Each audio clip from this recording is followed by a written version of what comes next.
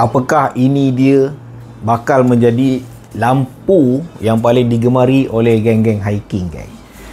Assalamualaikum, selamat datang ke review sepintas bersama aku Badik di Core Outdoor and Tactical.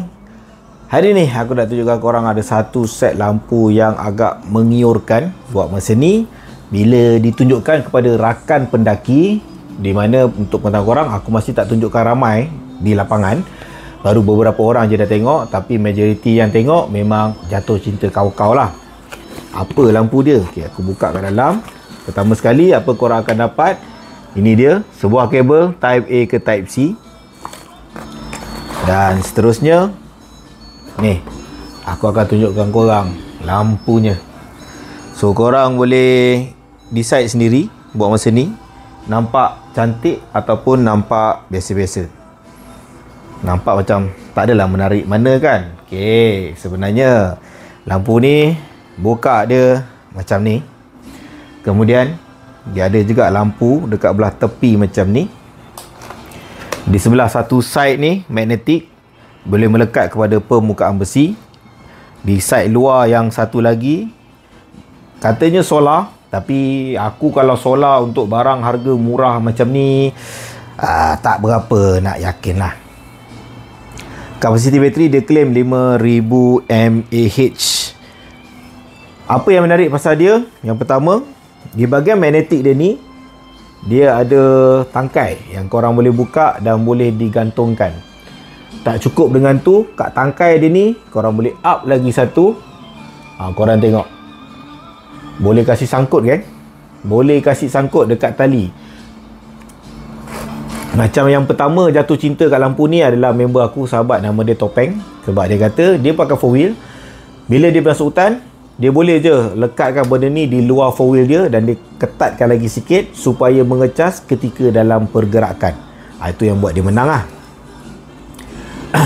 Okay, kita cuba bukakan lampu dia. Yang pertama, dia ada flashlight. Itu yang lampu tadi yang korang boleh tengok ada kat tepi ni.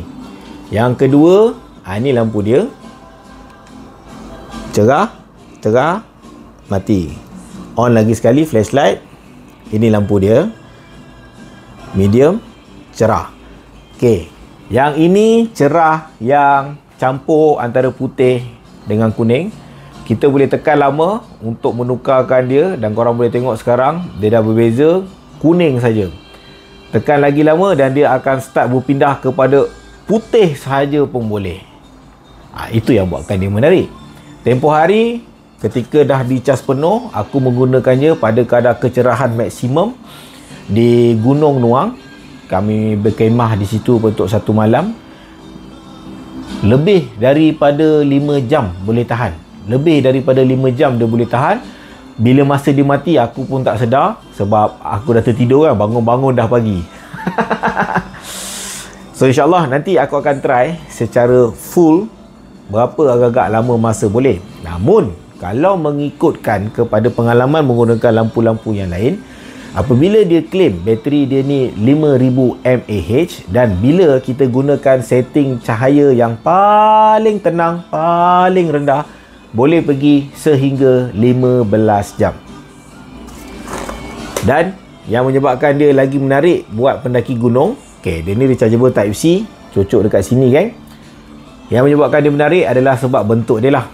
Lepeh, senang nak bawa, senang nak pikul. Untuk 1-2 malam dah sedap. Nak gantung sana sini boleh, nak melekat pada besi pun boleh. Mungkin korang, kalau kata korang ni penggiat outdoor biasa atau campus biasa yang glamping, mungkin korang akan kurang berminat dengan lampu ni. Cumanya sebagai persediaan untuk diadakan di rumah pun style apa? Sebab permukaan ada besi, boleh je dilekatkan senang-senang kat mana-mana permukaan. Okey kan? So, pendapat korang macam mana? Ada yang pernah guna ke tak? Bolehlah kongsikan di ruangan komen. Jangan lupa guys untuk klik button like. Ciao.